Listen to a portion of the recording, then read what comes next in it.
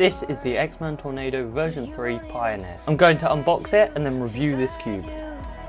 Would rather keep it all inside, and I can help you decide who you're loving now, and how I'm not quite there somehow. My intuition says to give you up, but my heart can't easily let you go. I can't lie, this is not what I was expecting at all. When I saw people review it, I thought it might be somewhat like the MGC Evo, but in actual case, it's more like the WRM. It feels like the WRM, but it might just be slightly faster due to the maglev. So now I think I'm going to set it up and then I'll give my proper opinion on this cube.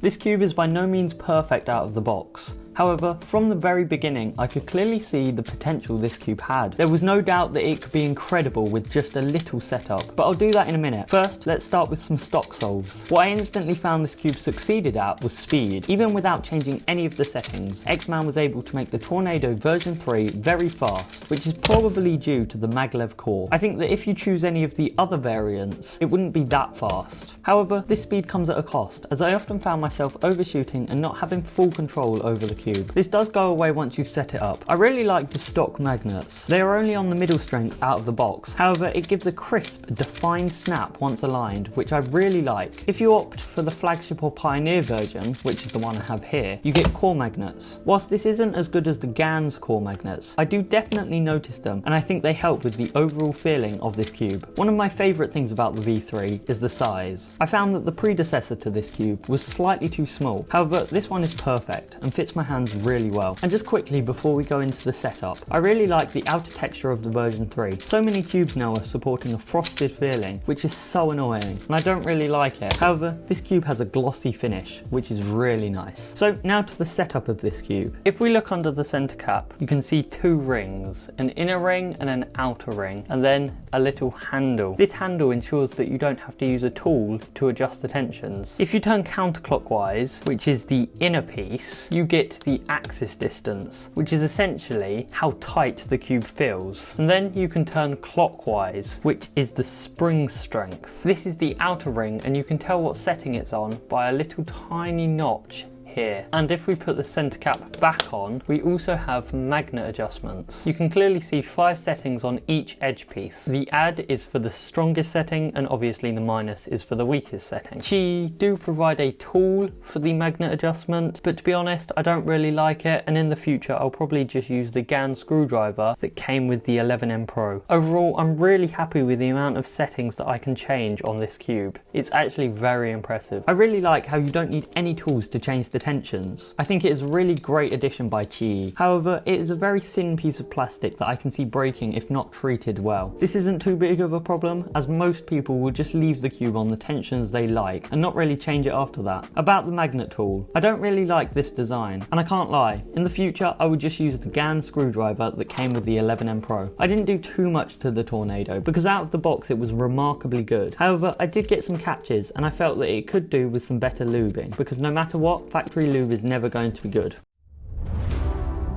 I see the constellations.